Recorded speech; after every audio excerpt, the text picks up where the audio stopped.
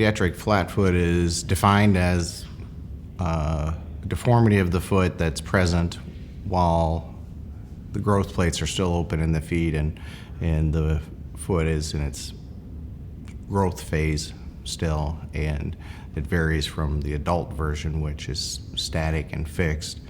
And then with pediatric flat foot, there's sometimes flexible and then there's sometimes rigid. And then we also have to classify kind of the degree. Is it mild, is it moderate, or is it severe? Different variations within the flat foot spectrum. Flat foot as an adult can be created in traumatic situations. In a critical tendon rupture can then lead to the development of a flat foot. With children, it's usually not that case. Usually there's no trauma involved. It's purely a developmental issue that is present from the time they start to walk and gradually becomes more noticeable and concerning to the patient and the parents as time progresses. The primary issue is some of it is purely genetics, and there's a very strong family disposition towards the development of a flat foot. Pediatric feet tend to be more flexible, and it's easy for a flat foot to develop in a flexible state, and it's a developmental course that you can see progression and worsening as the child ages and their foot becomes more and more outside the realm of what anyone would consider normal. There's basically, with the human foot, there's the neutral position, there's high-arched people, and then there's low-arched people, and wherever you fit on that spectrum and the details that surrounds where you're at, that dictates how this all gets diagnosed. So the symptoms can come and go based on how you manage symptoms. But the shape of the foot typically does not spontaneously resolve. One of the common misnomers is the growing pains issue. Is some people think of the pains associated with standing and walking are always related to the growth of the bones, but typically bones that are growing in a neutral position do not give that degree of pain that we see, that it's above and beyond normal.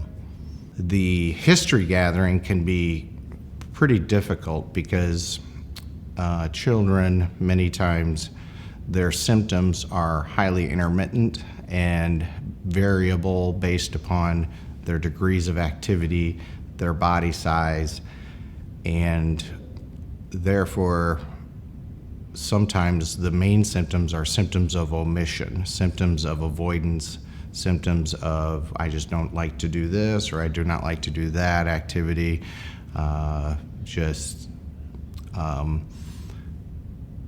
There's complaints of pain and discomfort, but children in general don't have the greatest pain threshold or tolerances, so therefore they learn to treat themselves through avoidance, which becomes very difficult to assess as a parent.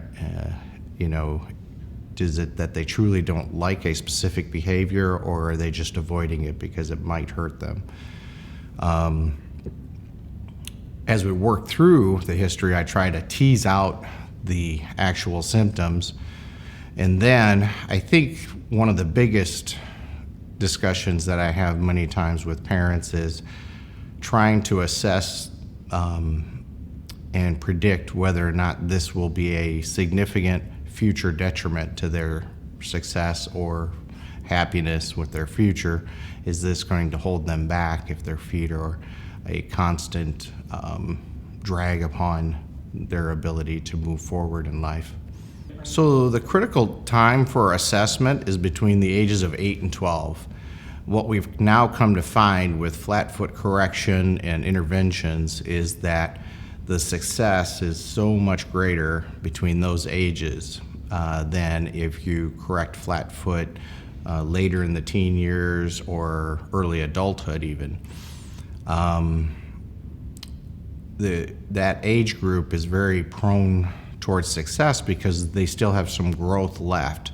So if you can help realign the foot in a better position and alignment And then after they recover from the surgery and their bones continue to grow forward, their bone growth now is actually in the proper orientation. Instead of bone growth reinforcing the flat foot, now bone growth is now reinforcing what we call the neutral position arch is what we want. Conservatively, I usually have them do a lot of exercises working on balance, stability, and strength in their legs.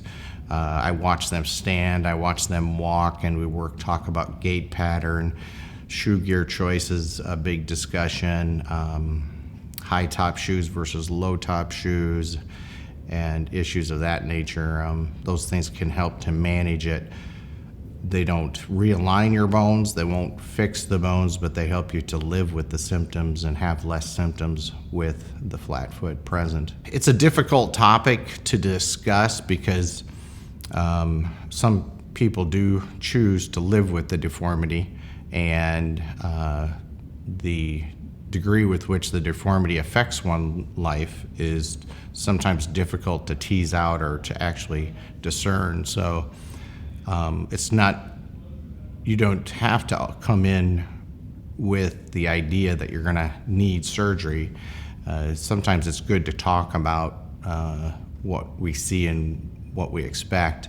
And sometimes patients and their parents will come in for multiple visits just to be fully educated as to what their options are, because there is that window of opportunity that seems to be the best window between 8 and 12 that it's good to at least be aware of what's available, even if you don't choose to go down that pathway.